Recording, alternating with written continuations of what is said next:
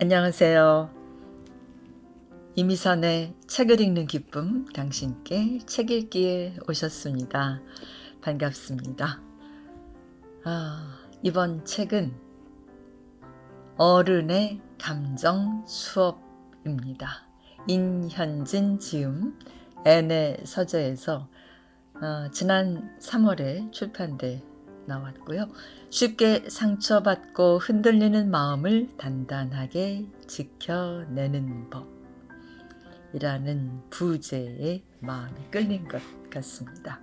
걱정, 불안, 우울, 완벽주의, 자기 비난. 나는 왜 나쁜 심리 습관을 반복할까? 지은이를 책에서 전하는 대로 간략하게 소개해 드릴까요? 인현진 씨, 심리상담센터 마인드페이지의 공동 대표고요. 대학에서 문화학을, 대학원에서 상담 심리학을 전공하고 작가이자 심리상담가로서의 삶을 병행하고 있습니다.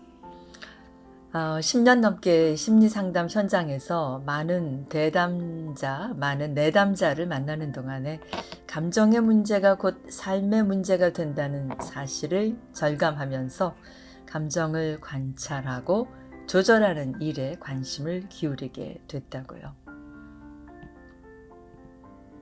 심리상담가로서의 경험에 작가로서의 노하우를 더해서 도서관과 대학, 여러 기업, 기관에서 자기 돌봄, 감정 돌봄, 상실 치유, 애도 등 심리 치유를 주제로 하는 글쓰기 강의 또 워크숍을 진행하는 한편 심리상담 팟캐스트 상담 맛집을 공동으로 운영하고 있습니다. 작가의 프롤로그입니다. 자기 마음도 모르는 채 어른이 된 당신에게. 어렸을 때부터 마음이 끌렸던 이야기가 있습니다. 동화 빨간 구두인데요. 몇 번이나 반복해서 읽을 만큼 매혹당했지요. 결말이 무섭다고 진저리를 치면서도 읽고 또 읽었던 걸 보면 무의식적인 끌림이 있었나 봅니다. 다양한 버전이 있지만 제가 알고 있는 내용으로 간략하게 소개하면 다음과 같습니다. 옛날에 고아 소녀가 살고 있었습니다. 소녀에게는 소원이 하나 있었어요. 자기 신발을 갖는 것이었죠. 국어를 하러 갈 때마다 눈에 보이는 붉은색 천 조각을 조금씩 모았던 소녀는 드디어 신발을 만들었습니다.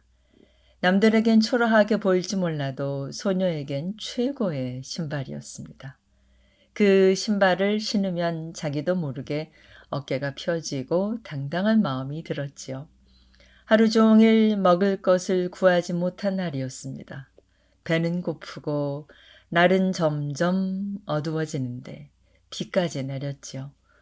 어디선가 마치 바퀴 소리가 들렸습니다. 고개를 드니 마차가 소녀 앞에 멈춰 있었습니다. 그 안에서 곱게 차려입은 할머니가 고개를 내밀더니 소녀에게 사정을 물었습니다. 소녀의 이야기를 들은 할머니는 마차에 소녀를 태우고 자기 집으로 향했습니다. 집에 도착하자 할머니는 소녀에게 말했습니다. 오늘부터 여기가 내 집이니 편하게 지내렴. 소녀는 난생 처음 하녀들에게 둘러싸여 거품 목욕을 했습니다. 목욕을 하고 나오니 소공녀가 입을 법한 옷들이 놓여 있었습니다. 그리고 바닥엔 반들반들 윤이 나는 까만 에나멜 구두가 한 켤레 있었습니다. 소녀는 두리번거리며 자기 신발을 찾았습니다. 하지만 너무 낡아서 불태워버렸다는 대답만 돌아왔지요. 마음속에서 무언가 솟구쳤지만 소녀는 아무 말도 하지 못했습니다. 몇 년 후 소녀는 교육을 잘 받은 얌전한 숙녀가 됐습니다. 할머니가 원하는 모습으로 살고 있었지만 점점 생기를 잃고 있었죠. 교회에서 견진성사를 받는 날이 다가오자 할머니는 소녀를 데리고 새 구두를 사러 갔습니다. 가게의 문을 열고 들어간 순간 소녀의 눈에 빨간 구두가 보였습니다. 할머니가 다른 구두를 보는 사이에 소녀는 자기도 모르게 빨간 구두를 가슴에 꼭 품었습니다. 드디어 교회에 가는 날 소녀는 빨간 구두를 신었습니다. 가슴이 두근거렸습니다. 사람들이 수군거리는 소리가 들렸지만 아랑곳하지 않았습니다. 수군거림은 할머니 귀에까지 들어갔고 화가 머리 끝까지 난 할머니는 집에 오자마자 빨간 구두를 빼앗았습니다. 그날 이후 할머니는 구두를 숨기고 소녀는 어떻게 해서든 구두를 찾아내는 일이 반복됐습니다. 아무리 야단을 쳐도 할머니가 알아 누워도 빨간 구두를 향한 소녀의 욕망을 멈추기란 불가능해 보였지요. 할머니가 깊이 숨겨놓은 빨간 구두를 며칠 만에 찾아서 신던 날, 소녀에게 이상한 일이 일어났습니다. 소녀가 구두를 신는 게 아니라 구두가 소녀의 발을 쑥 끌어당기는 것 같았습니다. 그날부터 소녀는 빨간 구두를 신고 춤을 추기 시작했습니다. 쉬지도 먹지도 잠을 자지도 못했지요. 처음엔 집안 곳곳을 돌아다니며 춤을 추었지만 이내 집 밖으로 나가 춤을 추었습니다. 가시덤불에 찔리면서도 눈 덮인 들판에서도 컴컴한 산속에서도 춤을 추었습니다. 시간이 한참 지난 후 집 앞을 지나게 됐는데 관이 나오는 것을 보았습니다. 할머니가 돌아가신 거였지요. 그 소식을 듣고 난 후에도 소녀는 춤을 멈추지 못했습니다. 최후의 방법으로 소녀는 숲속에 사는 망나니를 찾아갔습니다. 망나니는 커다란 칼로 소녀의 발목을 싹둑 잘랐습니다. 그제서야 빨간 구두에서 벗어난 소녀는 목발을 하고 어느 집에 하녀로 들어가 평생 살았다고 합니다. 이 이야기가 어떻게 들리나요? 하지 말라는 행동을 기어코 하면 벌을 받는다는 교훈적인 이야기로 들리나요? 여성의 욕망을 억압하는 가부장적인 이야기로 들리나요? 제게 빨간 구두는 시기별로 다르게 다가왔습니다. 어렸을 땐 발목이 잘리는 잔혹한 결말 때문에 어른 말을 듣지 않는 아이는 벌을 받는다고 생각했던 것 같아요. 그러다 자의식이 생기면서 춤추는 소녀 이미지가 강렬하게 다가왔고 성인이 되어서는 자기 신발을 빼앗기지 않고 살았더라면 소녀의 운명이 달라졌을까 궁금했지요. 이야기의 결말을 바꿀 수 있었던 기회가 여러 번 있지 않았을까 안타깝기조차 했습니다. 왜 내 신발을 함부로 버려요? 당장 돌려주세요. 마음대로 신발을 처분했던 할머니에게 소녀가 이렇게 말했더라면 어떻게 됐을까요? 적어도 속상한 마음이라도 표현했다면요. 구두를 사러 갔을 때 당당하게 빨간 구두 한 켤레도 같이 사달라고 말했더라면 어땠을까요? 소녀의 운명은 많이 달라지지 않았을까요? 할머니에게 말대꾸하면 집에서 쫓겨날지 모르는데 소녀가 무슨 말을 할 수 있나요? 이렇게 말하는 분도 계실 듯합니다. 맞습니다. 소녀는 약자였고 충분히 교육받지 못했으며 자주 굶주렸습니다. 든든한 울타리가 되어줄 보호자도 없었지요. 고작 신발 하나 지키겠다고 저항했다면 더 험한 미래가 기다리고 있었을지도 모릅니다. 생전 처음 가져본 신발을 빼앗기고도 침묵을 지켜야 했던 이유를 사회 구조적인 문제로 돌릴 수도 있습니다. 이유를 찾자면 100가지도 넘겠지요. 그런데 어딘가 비슷하지 않나요? 우리가 그토록 갈망하는 내면의 열정 혹은 꿈을 외면할 때 하는 말이랑요. 동화 속 신발은 자기답게 살아가게 하는 것을 의미합니다. 빼앗겨서는 안 되는 것이죠. 뺏기게 된다면 목소리를 내야만 합니다. 자기 표현은 자기 존재를 드러내는 일이니까요. 하지만 소녀는 마땅히 그러해야 하는 순간에 자신의 목소리를 내지 못했습니다. 빨간 구두에 대한 지독한 결핍으로 빨간 구두를 욕망하기만 했지요. 할머니를 속이고 빨간 구두를 신고 춤을 추러 나가는 일을 멈추지 못했습니다. 자기가 무엇을 원하는지 명확히 알고 있지 못했기 때문이지요. 소녀가 구두를 신는 게 아니라 구두가 소녀를 끌고 다녔습니다. 그리고 결과는 우리가 아는 그대로입니다. 왜 번번이 자신에게 도움이 되지 않는 선택을 할까? 이 이야기는 자신의 가장 중요한 것을 뺏기고도 아무 말도 못하면 어떤 일이 생기는지 생각하게 합니다. 자기 목소리를 내면서 사는 게 얼마나 중요한지, 그때그때 해야 할 말을 하지 못하고 참으면 무엇에 지배받게 되는지, 의식화하지 못한 무의식이 자신을 어디로 끌고 가는지 말입니다. 또 우리가 내면의 열정을 잃어버리고 타인의 욕망을 욕망하면서 살아갈 때 어떻게 되는지 통렬하게 알려줍니다. 상실감은 깊은 심리적 결핍으로 이어지고 지나친 결핍은 중독을 낳습니다.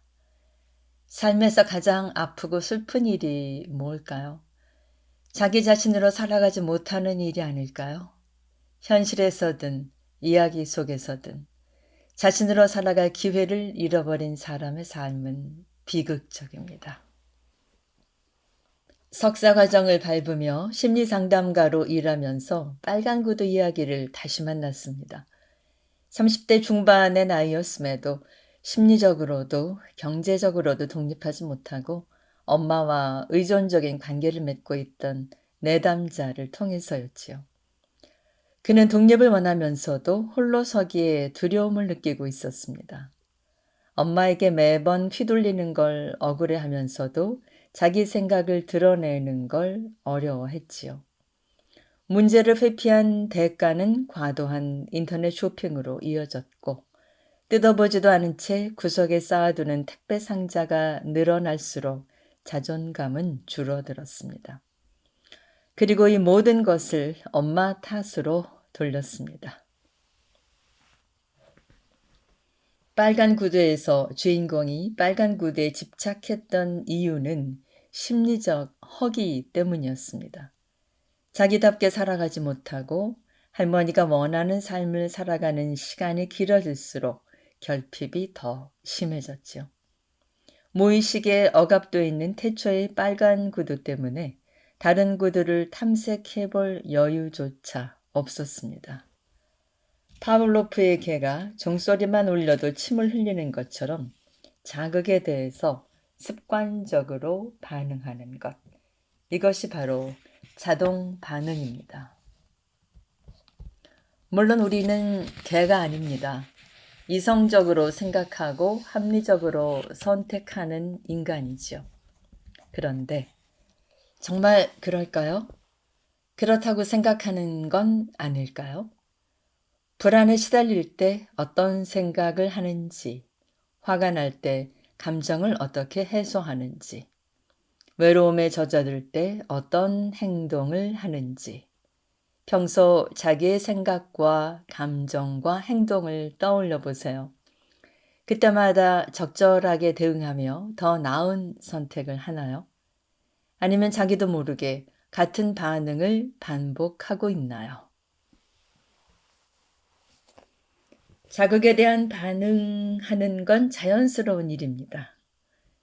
소리를 들으면 소리가 나는 곳을 쳐다보고, 듣기 싫은 말을 들으면 기분이 나빠지고, 배가 고프면 먹을 걸 찾고, 마음에 드는 이성을 만나면 호감을 느낍니다. 어떤 반응은 기계적이고 자동적으로 일어납니다. 나도 모르게 무의식적으로 생각하고 느끼고 행동합니다. 배가 고프면 화를 내는 아이가 있다고 해봅시다. 배고픔과 화는 전혀 상관이 없는 것처럼 보입니다. 그런데 어떤 이유로 두 가지가 결합하면서 배고픔이라는 조건에 화내기로 반응하는 일을 반복하다 보면 습관이 돼 몸에 남습니다. 주변 사람들은 그저 짜증이 많고 화를 잘 내는 성격 나쁜 아이라고 볼지도 모르지요. 그리고 가까운 사람들에게 "넌 왜 그렇게 화를 잘 내니?" 하는 피드백을 자주 들으면 아이도 자기 성격을 화를 잘 내는 사람으로 규정하고 배고픔과 상관없이 자극을 받으면 화를 내는 사람이 될 확률이 높습니다. 슬퍼야 하는 상황에서 화를 내거나 우울함을 화로 표현하는 일도 생깁니다. 원인은 사라진 채 결과만 습관으로 남은 셈이지요. 자동 반응은 습관이라고 볼 수 있는데 나쁜 것만은 아닙니다. 의식적으로 좋은 습관을 몸에 익히면 삶을 조화롭게 꾸려가는 힘이 커지니까요. 자신과 타인을 존중하는 태도가 자연스럽게 몸에 밴 사람들은 너그럽고 소통도 원활합니다. 어떤 자극에 민감하게 반응하는지 인식하고 있기에 감정을 조절하는 일에도 능숙하지요. 우리가 비록 자동 반응을 하는 모습을 보인다 해도 삶의 모든 영역에서 그런 건 아닙니다. 어른으로 독립하기, 과거의 상처, 의사소통, 자기 표현 등 살아오는 동안 경험한 일과 성장 환경 등에 따라 자동 반응을 하는 영역도 다릅니다. 그리고 이 부분은 우리가 삶의 주체로 살아가기 위해 성장해야 하는 심리적 이슈이기도 합니다. 의식적으로 선택하기보다 자동적으로 반응하는 영역이 많아지면 삶의 주인으로 살아가지 못하고 책임져야 하는 일을 회피하게 됩니다. 자기 생각과 감정, 행동의 주인이 되지 못하고 습관적으로 끌려가지요. 문제에 초점을 맞추기보다 타인을 원망하고 노력보다 능력 탓으로 돌리며 현재의 영감으로 살아가기보다 과거의 기억에 사로잡힙니다. 알아차리고 선택하는 일보다 하던 대로 반응하는 일이 훨씬 더 쉽기 때문입니다. 이에 대해 분석 심리학의 창시자 칼 구스타프 융은 무의식을 의식화하지 못하면 그것이 우리를 끌고 가는데 이를 운명이라고 부른다고 말했습니다. 융은 자기답게 사는 것, 즉 자기 실현의 과정을 무의식의 의식화 과정이라고 했습니다. 무의식은 한마디로 정의하기 어렵습니다. 무의식을 부정적으로만 보는 관점도 피해야 합니다. 실제 우리 자신도 모르는 거대한 가능성이 숨쉬고 있는 곳이기 때문이지요. 그렇다면 어떻게 해야 무의식을 의식화할 수 있을까요? 꿈을 분석하는 방법도 있고 명상을 통해 내면 깊이 들어가는 방법도 있지만 공통점은 자신을 깊고 넓게 이해하는 일입니다. 삶에서 어려움을 겪을 때 어떤 사람들은 기존의 방식에 머물지만 어떤 사람들은 새로운 출구를 찾아 나섭니다. 상담실에 찾아오는 분들은 해답의 출발점을 자신에서 시작하는 분들입니다.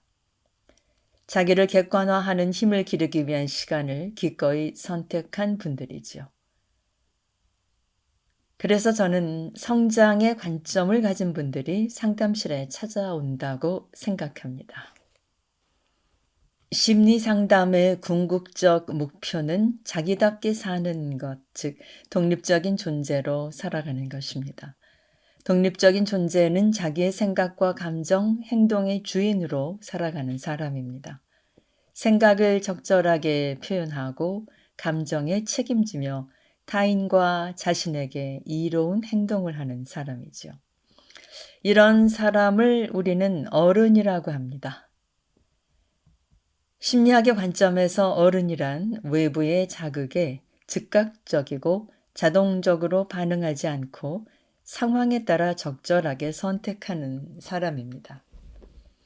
혼자 해내야 하는 일인지, 누군가의 도움을 요청해야 하는 일인지, 나아가야 할 때인지, 한 발 물러서야 할 때인지를 결정하지요.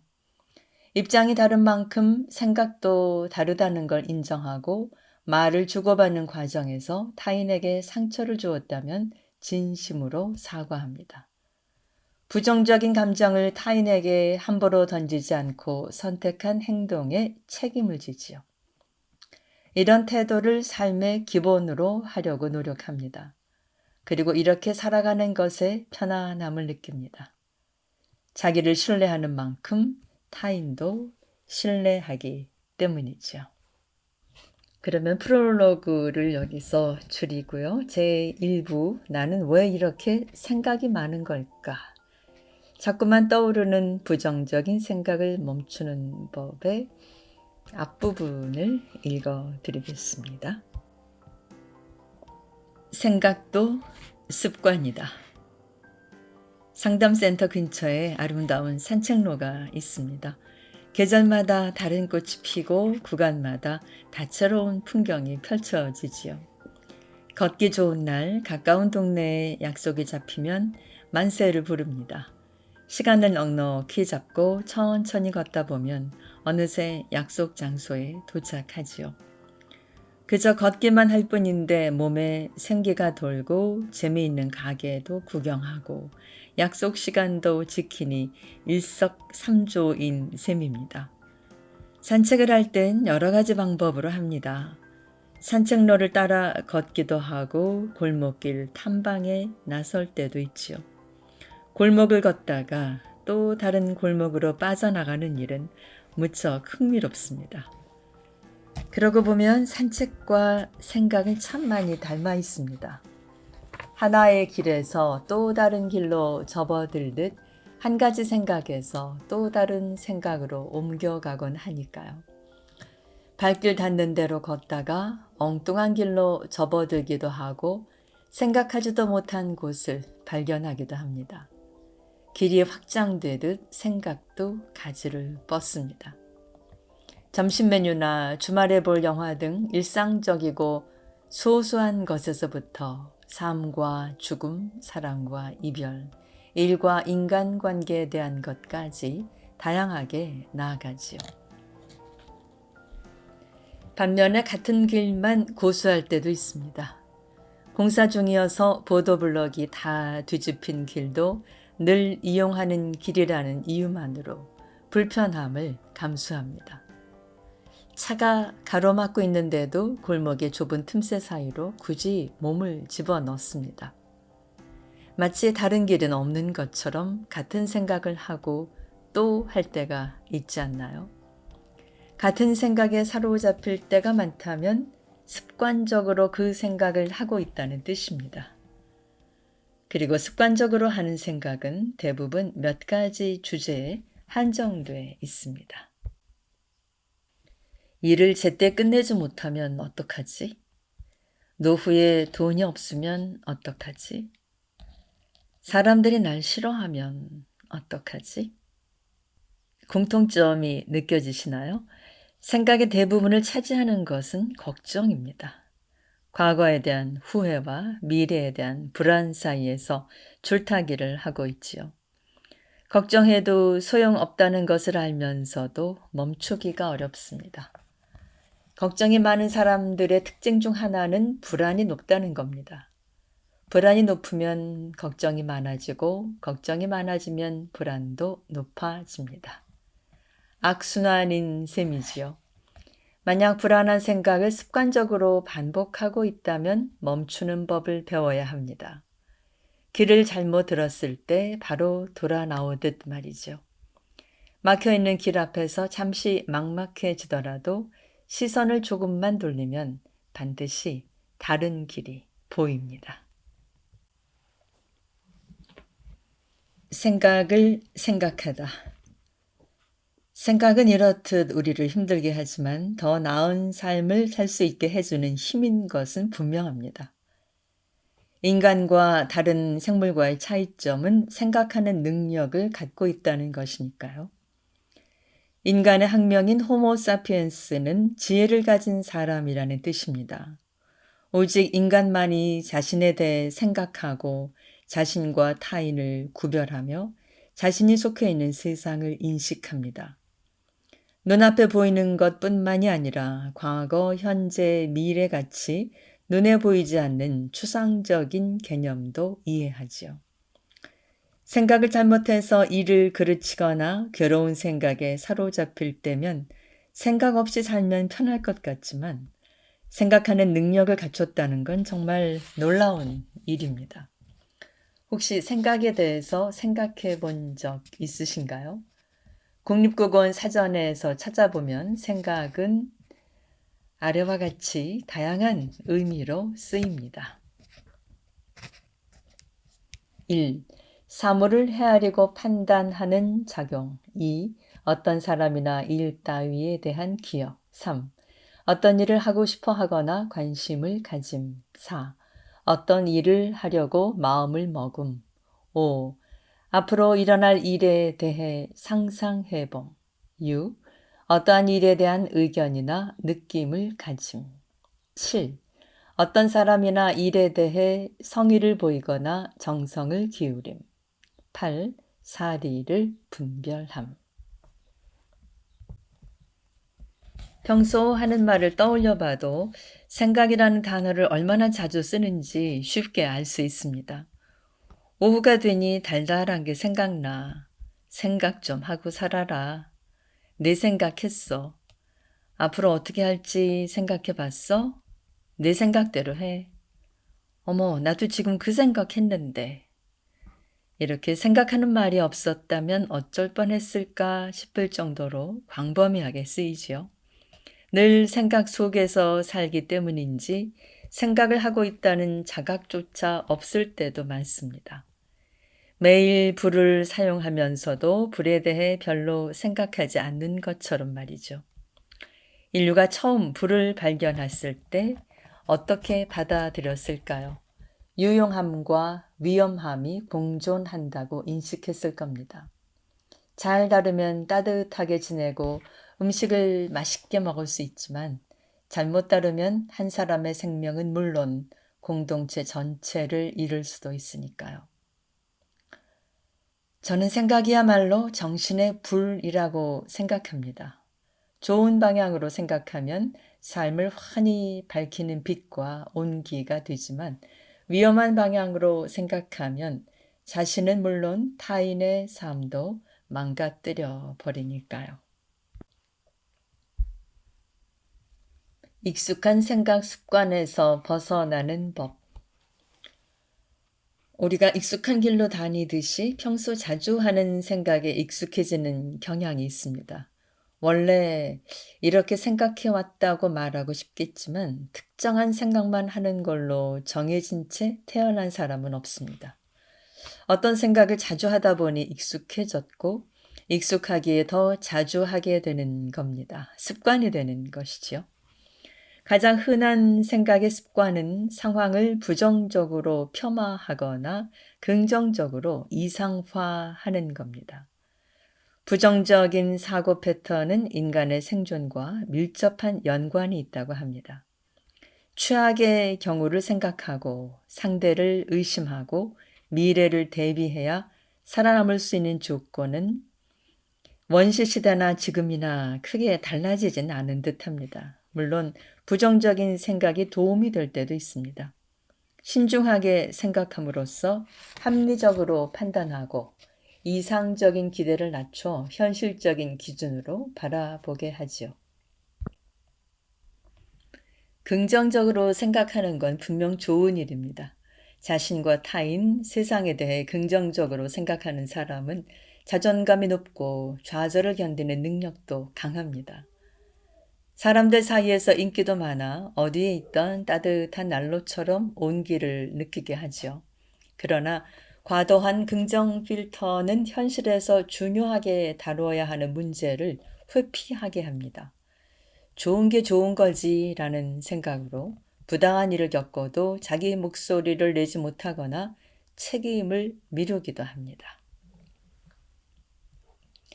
건강하게 생각하는 습관을 기르려면 다른 관점으로 바라보는 연습을 해야 합니다. 익숙한 길이 아닌 새로운 길을 찾아보는 것과 같지요. 물론 옳다고 믿어온 생각에 스톱을 외치는 게 쉬운 일은 아닙니다. 우리는 기본적으로 자아의 고집, 내가 옳다는 생각에 사로잡혀 있으니까요. 내가 옳으면 상대도 옳다고 머리로 생각하기 쉽지만 첨예한 갈등이 생겼을 때 상대가 옳다고 인정하기란 여간 어려운 일이 아닙니다. 상대가 옳다고 인정하기보다 더 어려운 건 내가 틀렸다는 사실을 인정하는 겁니다. 그런데 이 또한 생각의 습관입니다. 옳다, 그르다로 판단하는 흑백 논리에서 사로잡혀 있는 것이죠. 어떤 상황에서 반복적으로 드러나는 자신의 생각을 관찰해 보면 자신에 대해 많은 걸 알 수 있습니다. 생각이 습관이라는 사실은 우리에게 오히려 굿뉴스입니다.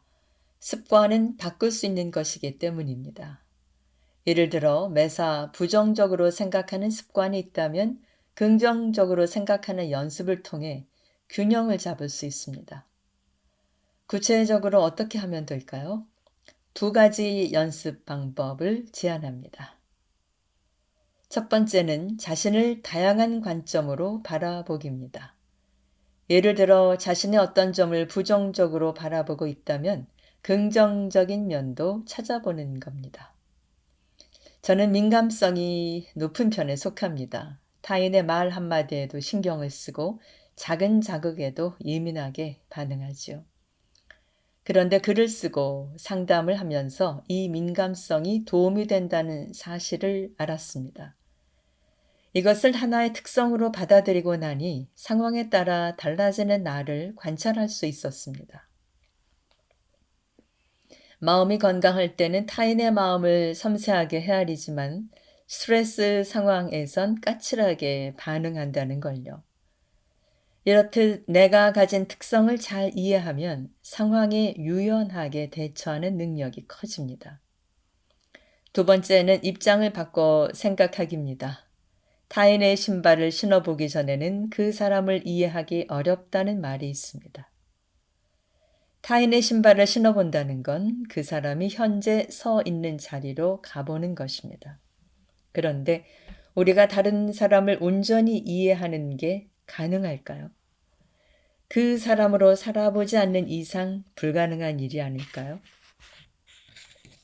내 마음도 다 알지 못하는데 남의 마음을 어떻게 알 수 있을까요?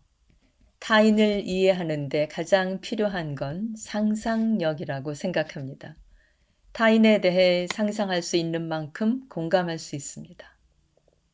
입장을 바꿔 생각해보는 연습은 갈등 관계에서 특히 효과를 발휘합니다. 견해가 달라 좀처럼 의견이 좁혀지지 않을 때 저 사람은 어떤 맥락에서 이렇게 생각했을까를 살펴보면 그 사람의 의견 자체에 반대하던 입장에서 벗어나 그 사람이 처해 있는 상황을 보게 됩니다. 좀 더 넓게 바라보는 시각이 생기지요. 내 주장을 처리할 생각은 없더라도 상대를 이해하는 마음을 갖게 되면 공격적인 말로 상처를 주는 일을 멈추고 섣부른 판단으로 관계를 망치는 잘못을 덜하게 됩니다. 갓난아이는 자신의 욕구에만 충실합니다. 배고프면 울고 졸리면 칭얼거리죠. 쾌를 추구하고 불쾌는 피하며 눈앞의 욕구를 채우는 것에 치중할 뿐입니다. 그러다 타인의 욕구를 알게 되는 순간이 옵니다. 자신은 물론 타인의 마음을 입체적으로 조망하며 다양한 측면을 헤아리게 될 때 우리는 성장합니다. 지혜로운 인간, 호모 사피엔스는 전망하는 인간, 호모 프로스펙투스이기도 합니다. 우리는 어느 길을 지나 여기까지 왔는지 뿐만 아니라 지금 걷고 있는 이 길이 어디로 이어지는지 바라볼 수 있습니다. 그것을 가능하게 하는 모든 것의 출발선이 바로 생각입니다. 같은 생각을 반복하는 이유. 그만두고 싶은데도 자꾸 떠오르는 생각이 있나요? 사랑에 빠져서 시도 때도 없이 상대를 생각하는 것처럼 행복한 경우도 있지만 아무리 애써도 잊히지 않는 과거의 사건도 있습니다. 타인이 지나가며 던진 한마디 말에 지나치게 의미를 부여하다가 이 사람이 왜 그런 말을 했을까 하고 곱씹으며 과거에 들은 말까지 소환하지요. 내가 생각을 하는 건지 생각이 나를 쥐고 흔드는 건지 헷갈리기까지 합니다. 자꾸 같은 생각을 반복해요. 안 하려고 해도 저절로 떠오르고 한번 생각이 나면 멈출 수가 없어요. 지금도 머릿속에서 그 생각이 떠나질 않아요. 어떤 생각이 계속 드나요? 그때 다른 선택을 했더라면. 상담 시간 내내 은영 씨의 미간엔 좁은 골목길 같은 주름이 잡혀 있었습니다. 울고 웃으며 하고 싶은 말을 하는 동안에도 미간 사이의 주름은 깊어지거나 얕아질 뿐 펴지지 않았지요. 은영 씨의 미간이 말보다 선명하게 은영 씨의 심정을 보여주고 있었습니다. 1년 전 은영 씨는 남자친구와 이별했습니다. 평소 싸움의 주된 원인이었던 남자친구의 여사친 문제로 크게 다툰 후 갈등의 골이 깊어졌다고 합니다. 싸움과 화해를 반복하던 중 격한 감정을 이기지 못하고 서로에게 폭언을 퍼붓는 일까지 생겼지요. 사귀는 동안 몇 번이나 헤어지고 만났지만 결혼까지 생각했던 사이였기에 진짜 이별은 커다란 충격이었습니다. 지인들에게 이별을 알리는 것도 엄청난 스트레스였습니다. 한동안 외출하기도 힘든 상태여서 회사도 그만두고 집에만 틀어박혀 있었습니다. 급성 우울증이 찾아와 정신과 치료도 받았습니다.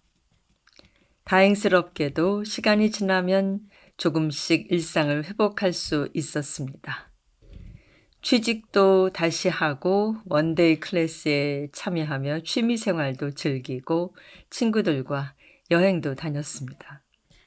소개팅 기회도 생겨 오랜만에 설렘을 느꼈지요. 하지만 약속 장소에는 끝내 가지 못하고 말았습니다. 이후에도 다른 사람을 만나보려고 시도했지만 번번이 약속을 물리곤 했습니다.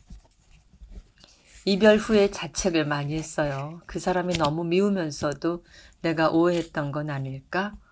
내 잘못은 아닐까? 다른 선택을 했더라면 지금의 나는 달라졌을까? 이런 생각이 자꾸 들어요. 새로운 사람을 만나도 같은 잘못을 되풀이 할까봐 걱정되고요. 제가 혹시 강박증 환자일까요?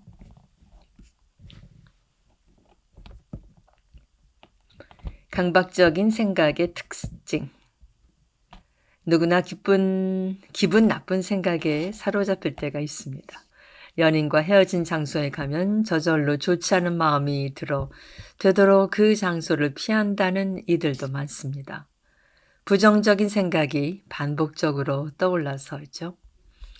그러나 불쾌한 생각이 반복적으로 떠오른다고 해서 꼭 강박사고라고 보지는 않습니다. 그렇다면 강박사고인지 아닌지 구별하는 기준은 무엇일까요?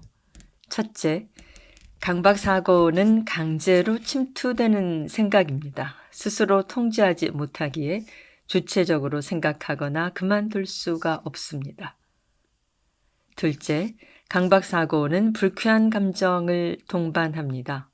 하루 중 어느 때라도 불쑥불쑥 찾아오는 강박적인 생각에 시달리는 일은 굉장히 괴로운 일입니다. 그런데 강박사고가 힘든 진짜 이유는 자신의 도덕적 기준과 인격에 정반대되는 내용을 담고 있는 경우가 많기 때문이죠. 이것을 자아이질성이라고 합니다. 평소 자신이 가치 있다고 생각하는 핵심 가치나 성격과 대조를 이루는 것이지요. 셋째, 강박사고는 저항하는 노력을 하게 만듭니다. 강박사고를 불러오는 상황 자체를 피하기도 하고 강박사고를 회피하려고 다른 행동을 하지요. 심리검사 결과 은영 씨는 부정적인 사고 성향이 높긴 했지만 걱정할 수준은 아니었습니다. 그럼에도 자신을 괴롭히는 생각에서 자유롭지 못한 건 사실이었죠. 후회를 수만 번 반복해도 현재 상황을 바꿀 수 없다는 걸 알면서도 우리는 왜 번번이 자신을 비난하는 생각을 멈추지 못하는 걸까요? 은영 씨가 돌아간 후 텅 빈 상담실에서 미간에 힘을 주고 주름을 만들어 보았습니다. 자신을 괴롭히는 생각에서 벗어나고 싶지만 동시에 바로 그 생각에 붙잡히길 선택하는 모순을 어떻게 다루어 나갈지 생각이 많아지는 밤이었습니다. 생각의 고리를 끊어내는 법. 은영 씨의 생각을 탐색하면서 자주 다뤘던 이슈는 같은 생각을 반복하는 것이었습니다. 그러다 종국엔 끝장식 사고에 사로잡히곤 했지요. 새로운 연애를 상상하다가도 사람을 잘못 만나 인생이 끝장나면 어떡하지 하는 걱정이 시작되면서 자신도 모르게 선택을 잘못해서 결과가 나빴던 과거의 일들이 떠올랐습니다. 생각의 끝은 자책이었습니다. 과거로 다시 돌아갈 수 있다면 그때와 다른 선택을 하겠냐는 질문에 은영 씨는 모르겠다고 대답했습니다. 자신의 판단에 확신을 가질 수 없다면서요. 그러면서도 자기가 이별을 선택한 게 잘한 건지 자신이 없다고 했죠. 그와 헤어진 걸 후회하시나요? 아니요. 그냥 결혼했어도 후회했을 것 같아요. 그냥 이런 생각을 안 하면 되는데 정신 차려보면 또 생각하고 있어요. 저 되게 바보 같죠? 바보 같진 않아요. 그보다 멈추고 싶으면서도 같은 생각을 반복하는 이유가 궁금하네요. 은영 씨는 분명히 자신의 문제를 해결하고 싶어 했습니다. 상담을 신청한 것도 과거에서 벗어나 더 나은 삶을 만들고 싶어였으니까요. 그런데도 자신의 꼬리를 잡으려는 뱀처럼 생각의 말단을 붙잡은 채 제자리를 뱅뱅 맴돌고 있었습니다. 하지만 아직 알아차리지 못했을 뿐 은영 씨가 자주 하는 생각 속에는 과거의 후회보다 훨씬 더 중요한 현재의 욕구가 담겨 있었습니다. 연애와 결혼에 대한 이슈였죠. 새로운 사람을 만나기 위해서라도 습관처럼 반복하는 생각의 고리에서 과감히 벗어날 필요가 있었습니다. 헤어져도 후회하고 만나도 후회한다면 어떤 선택을 해야 할까요? 평생 자책하고 후회하면서 그때 왜 그랬을까를 생각할 수밖에 없는 걸까요? 생각한 대로 결과가 나오지 않거나 충분히 생각하고 내린 결론도 때로는 잘못될 수 있다는 걸 여러분도 잘 알고 있을 겁니다. 은영 씨가 같은 생각을 반복하는 이유는 잘못을 바로잡기 위해서나 과거의 경험에서 현재를 변화시킬 방법을 모색하기 위해서가 아니었습니다. 좋은 사람을 만나 제대로 된 연애를 할 수 없을 거라는 현재의 불안을 피하기 위해서이지요. 마치 집에 들어가기 싫은 아이가 집 근처를 배회하듯이 과거 주변을 떠나지 못하는 것과 비슷합니다. 우리가 결정하기를 미루거나 생각의 미궁에 빠지는 이유는 대부분 불안하기 때문입니다. 불안을 회피하기 위해 더 정확하게 말하자면 책임져야 할 것을 책임지지 않기 위해 생각을 붙잡는 거죠. 답이 없는 생각일수록 좋습니다. 오래 되풀이해서 생각할수록 지금 직면해야 하는 일을 미룰 수 있으니까요. 그런데 이런 패턴은 결과적으로 큰 대가를 치르게 합니다.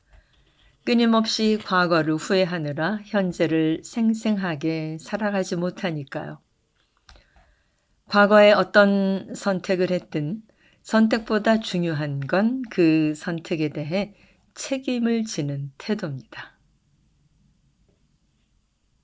은영 씨가 이별하는 쪽을 선택했다면 현재의 삶을 망가뜨리지 않도록 자신을 잘 돌보는 시간을 가지는 게 자신을 위한 일입니다. 그러나 은영 씨의 사례에서 보는 것처럼 과거의 생각에 묶여 있을 경우 지금 이 순간을 살지 못하고 그때 그 자리로 가버립니다. 이랬으면 어땠을까를 끝없이 재생하면서 현재의 삶을 살아가는 데 필요한 에너지를 심각하게 고갈시키지요. 은영 씨가 과거의 생각에서 벗어나기 시작한 건 자신이 바라는 삶에 초점을 맞춰 현실의 연애를 다루면서부터였습니다. 그러다가 현실에서 도피하고 싶어질 땐 어김없이 버릇처럼 과거 이야기를 꺼냈지요. 물러났다 나아갔다를 반복하며 더디지만 꾸준히 상담해서 은영 씨의 애정 욕구를 다루었습니다. 이 과정에서 가장 도움이 됐던 질문은 바로 이것이었습니다. 연애에 대해 부정적인 생각을 반복하는 일이 은영 씨에게 도움이 될까요? 아니요. 그런데도 그 생각을 계속 붙잡고 있다면 무엇을 피하고 있기 때문일까요? 다시 처음부터 연애를 시작할 자신이 없어서인 것 같아요. 은영 씨는 자신이 현재를 피하기 위해 과거를 붙잡고 있었음을 조금씩 받아들이고 인정하기 시작했습니다. 변화가 시작된 중요한 부분이었죠. 관점을 바꾸면 모든 것이 달라진다. 생각을 잘해서 올바른 선택을 하고 좋은 결과를 만들어낼 수 있다면 우리는 덜 불행할까요? 그 선택이 베스트 초이스였다고 어떻게 확신할 수 있을까요? 최선의 선택이 최악의 결과를 불러오는 일은 절대 일어나지 않을까요? 또는 최악이라고 생각했던 선택이 최선이었다는 것을 뒤늦게 알게 되는 일은 없을까요? 그때 그 사건 자체보다 지금 내가 그 사건을 어떻게 바라보느냐가 현재의 삶에 더 큰 영향을 미칩니다. 과거 큰 상처를 받은 사람들이 모두 현재를 불행하게 사는 건 아닙니다. 트라우마를 연구한 수많은 논문이 말해주듯 역경을 겪은 후 오히려 성장한 사람들도 있습니다. 이들은 사건을 경험하기 전보다 자존감이 높아졌고 배려심이 커졌으며 사람들과의 관계에 관심을 더 많이 갖게 됐고 삶을 긴 안목으로 바라보게 됐다고 합니다. 이와 같은 변화를 만든 것은 무엇일까요? 단적으로 말하자면 생각의 변화를 이루었기 때문입니다. 이와 관련해 옛날 얘기 한 편을 들려드리고자 합니다. 잘 알려진 고사성어 중에 세옹지마가 있습니다. 변방의 노인이 기르던 말에 대한 이야기죠. 옛날 중국 변방에 한 노인이 살았습니다. 하루는 그가 기르던 말이 국경을 넘어 도망가 버렸습니다. 위로하는 마을 사람들에게 노인은 이렇게 말했습니다. 이 일이 복이 될지 어떻게 알겠소? 몇 달 후 도망간 말은 훌륭한 말과 함께 돌아왔습니다. 축하하는 사람들에게 노인은 이렇게 말했지요. 이 일이 화가 될지 어떻게 알겠어? 며칠 후 노인의 아들이 말에서 떨어지는 사고를 당해 다리를 크게 다쳤습니다. 이때도 노인은 이 일이 복이 될지 어떻게 알겠소? 하고 말했지요. 얼마 후 전쟁이 터졌습니다. 젊은 남자들은 모두 징발돼 10명 중 9명은 죽었지만 노인의 아들은 다리를 쓰지 못한 덕분에 전쟁터에 끌려가지 않았고 무사히 목숨을 유지했다고 합니다. 장고 끝에 악수 둔다는 말처럼 생각에 생각을 거듭해도 완벽하게 원하는 결과를 얻지 못할 수 있습니다. 생각은 경험에서 나오는데 우리가 해온 경험의 폭이 넓지 않을 경우 제한된 생각에 머물 수밖에 없지요. 고민하고 생각해서 내린 결론이 나에게 복이 될지 화가 될지 지금 당장 낱낱이 알 수는 없습니다. 노인은 아들이 말 타는 것을 위험하게 생각해서 금지시켰을 수도 있습니다. 자신의 생각이 옳다고 생각했겠지만 미래에 일어날 전쟁에서 아들은 목숨을 잃었을지도 모릅니다. 하나의 사건을 입체적으로 조망하게 되면 일희일비에 덜 시달리게 됩니다. 삶의 길은 기쁨으로만 이어지지도 않고 슬픔으로만 연결되지도 않습니다. 기쁨과 슬픔이 공존해 있지요. 지금 잘 나간다고 해서 영원히 꽃길만 걷게 되지는 않습니다. 지금은 나쁜 일처럼 보이지만 나중에 좋은 일의 씨앗으로 변하기도 하고 지금 당장 기쁜 일처럼 보이는 일이 불행의 시작이기도 합니다. 살아가는 동안 잘못도 저지르고 실수도 합니다. 그러나 그 일로 인해 과거에 못 박힌 채 살아가지 않아도 됩니다. 과거에 겪은 일로 후회하는 생각을 멈추고 싶다면 그때 나는 그 시점에서 할 수 있는 최선을 다했다고 말해주세요. 조금 부족하고 조금 아쉽더라도 그 경험을 했기에 오늘의 내가 있는 것이니까요. 저자는 이어서 생각 탐색 글쓰기를 제안하고 있습니다. 내가 갖고 있는 특성 한 가지를 떠올려 봅니다. 예를 들어 타인의 눈치를 많이 본다고 생각한다면 이렇게 각각 다른 입장에서 생각해 보고 글로 써 봅니다. 그 특성은 어떤 상황에서 장점으로 발휘된다고 생각하나요? 그 특성은 어떤 상황에서 단점으로 발휘된다고 생각하나요?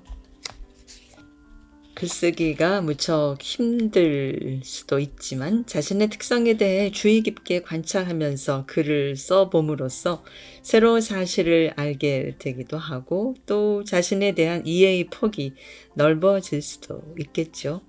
또 더 나아가서는 타인의 눈치를 과도하게 살피는 데서 벗어날 수도 있겠고요.